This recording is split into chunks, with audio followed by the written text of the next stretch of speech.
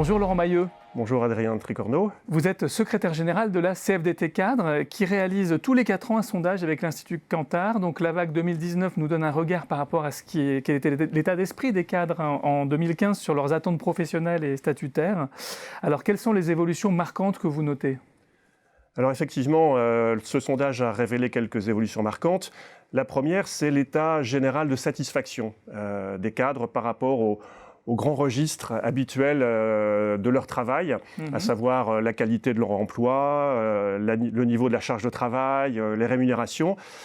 Sur tous ces grands registres qui fondent le rapport entre l'investissement et la reconnaissance, il y a un accroissement significatif, ce qui fait que dans ce baromètre, on les interroge sur leur vision sur un rapport donnant-gagnant. Et ce rapport donnant-gagnant fait apparaître davantage de gagnants qu'il y a 4 ans. Même si on reste sur on va dire, non pas un ventre mou, mais un ensemble de cadres qui considèrent que le rapport est équilibré. Près de 40% des cadres sont dans un rapport équilibré avec leur entreprise.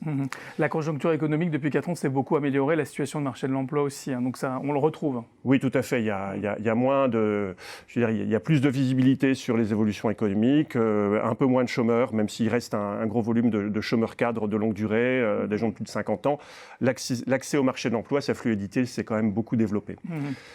Deuxième enseignement, c'est que sur un certain nombre de traits, on va dire, fondamentaux des cadres en entreprise, on assiste à une stabilité sur finalement leurs attentes pour mieux vivre leur travail, que ce soit les questions de déconnexion, de qualité de vie au travail, etc. Tout ça est assez stable.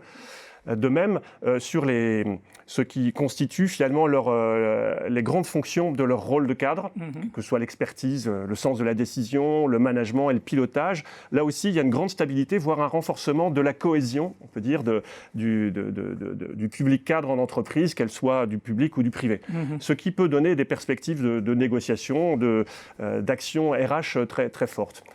À l'opposé de ça, quand on regarde le quotidien avec ce baromètre et le quotidien des managers notamment, on constate une expression d'une grande détérioration de leur satisfaction sur finalement la façon dont, dans le quotidien, ils arrivent à poser des actes de management, que ce soit expliquer les décisions d'entreprise, gérer les personnalités difficiles, maintenir un niveau de stress supportable, etc. Donc là, dans le quotidien, c'est beaucoup plus difficile.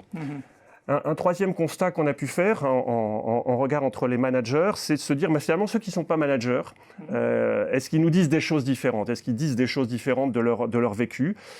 Les non-managers se sentent beaucoup plus loin de leurs managers que les managers eux-mêmes. Donc il y a une question préoccupante.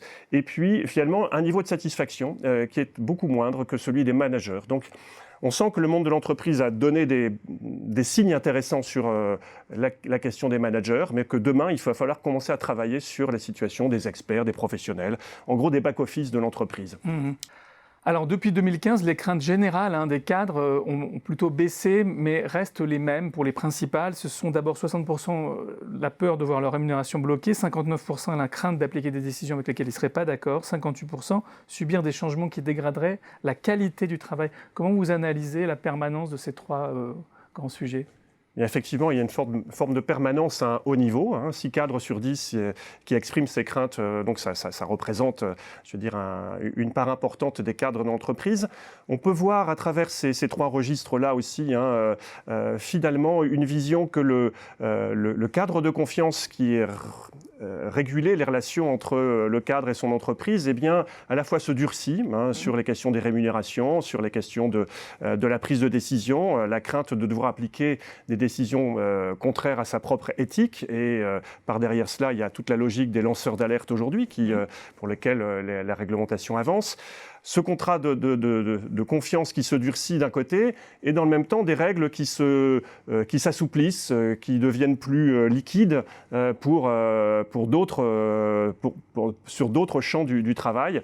La flexibilité sur le temps de travail, etc., qui est attendue, fait en sorte, à cet effet-là, que finalement on a des craintes pour l'avenir parce que le monde est moins évident.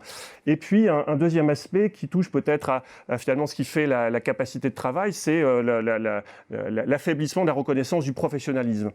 Et en découle finalement une attente très forte de pouvoir maintenir à haut niveau son professionnalisme comme étant peut-être demain le gage de pouvoir rebondir sur le marché du travail. Et en corollaire de cette question du maintien du professionnalisme, c'est comment je vais rebondir et comment je peux être accompagné davantage dans ma vie professionnelle, à la fois sous l'angle de la formation, mais aussi sous l'angle d'avoir un accompagnement professionnel comme peut faire la PEC à l'extérieur de l'entreprise. Merci beaucoup Laurent Baillot d'être venu nous commenter cette étude et puis on reviendra sur d'autres points spécifiques de l'étude dans une autre interview. Bien volontiers.